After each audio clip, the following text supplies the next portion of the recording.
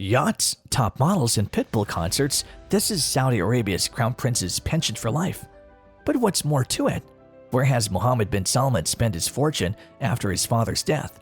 Join us as we talk more about this. Muhammed Bin Salman is 37 years old and the heir to the throne of Saudi Arabia. He has a fortune of 300 billion euros. He went to King Saud University to study law, and he was the one who pushed for the country to make progress in human rights.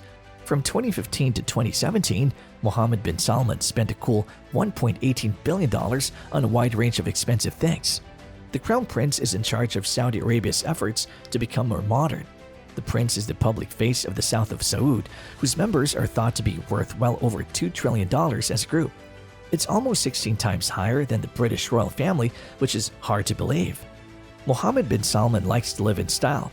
He's known for spending a lot of money on expensive houses and art. Some say he owns the most expensive piece of art in the world. Muhammed Bin Salman had a lot going on during the first half of 2015. King Abdullah died on January 23rd, and MBS's father, Salman, became king right away. This gave MBS's son almost full access to royal money. MBS had also started his plan to hurt the reputation of his cousin, Mohammed bin Nayef, who became crown prince in April 2015. In March, he started a war in Yemen, which was the Saudi military's first large-scale operation outside of the country. When Riyadh got too hot in July, a young man in his 30s decided it was time to take a break.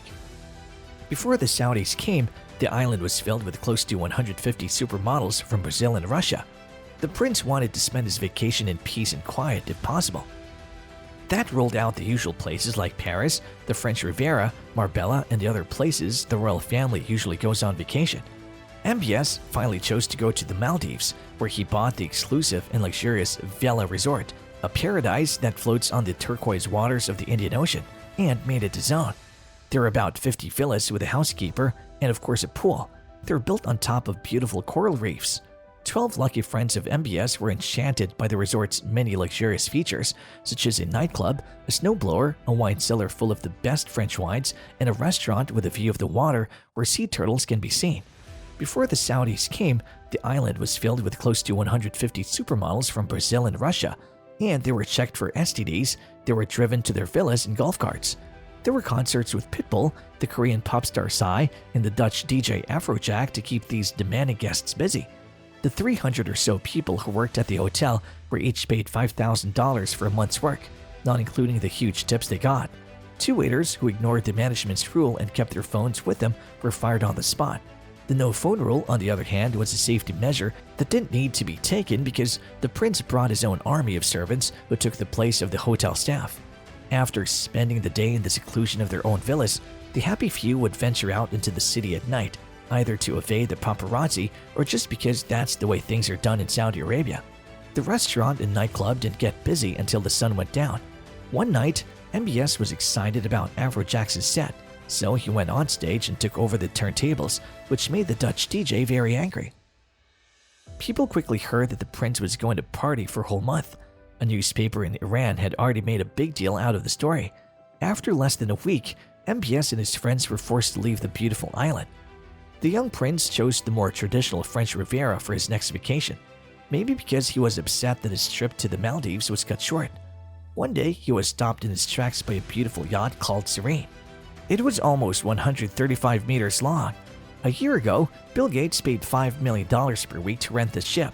MBS rented the yacht for a day and fell in love with it.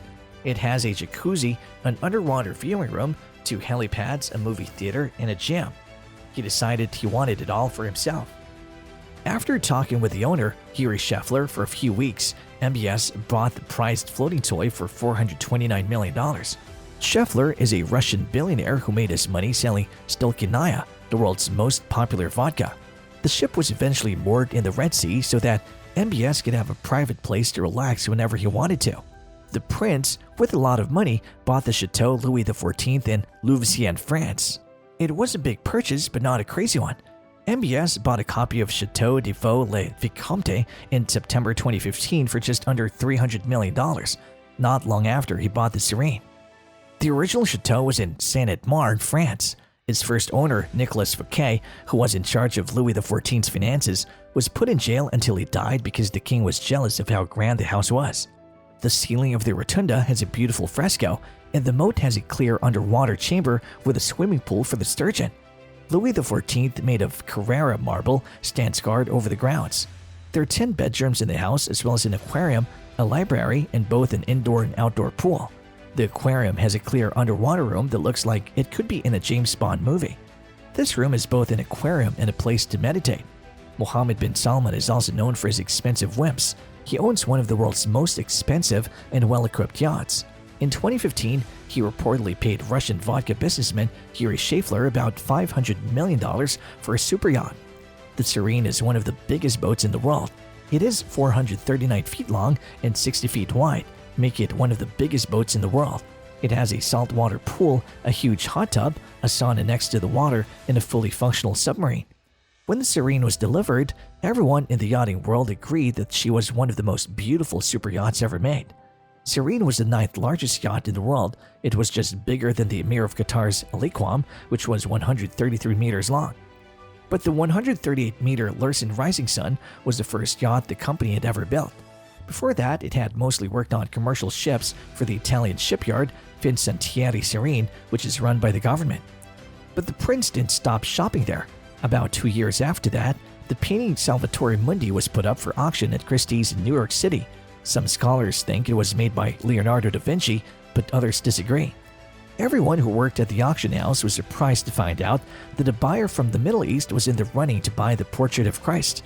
Prince Badir bin Abdullah bin Farhan Al Saud, who would become culture minister in 2018, put in a bid for MBS and said he was told to offer up to $1 billion for the small 66-centimeter painting.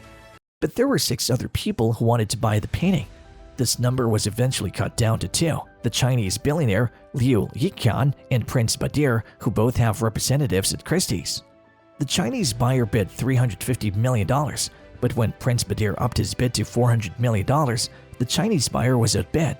The huge amount made the auction house go crazy. The mystery buyer from the Middle East turned out to be Prince Badir, who's a close friend and colleague of MBS. Art experts still don't know why Prince Mohammed spent so much money on the painting, especially since it hasn't been seen since. It is said to be hanging on a wall inside the Serene. Between 2015 and 2017, MBS spent a cool $1.18 billion on a wide range of high-end purchases, such as his vacation home in the Maldives, a shopping spree at Christie's, and yacht and chateau purchases. His older brothers used to make fun of him, but now the joke is on them. Muhammed Bin Salman's last wish, which was for the Cristiano Ronaldo to wear the Al Nassr jersey, has now come true. He got the club to pay the Portuguese star no less than 200 million euros a year, which is the most any football player has ever been paid. I hope you enjoyed the video. Let's know in the comments what you think about it, and don't forget to hit the bell icon for more exciting videos like this.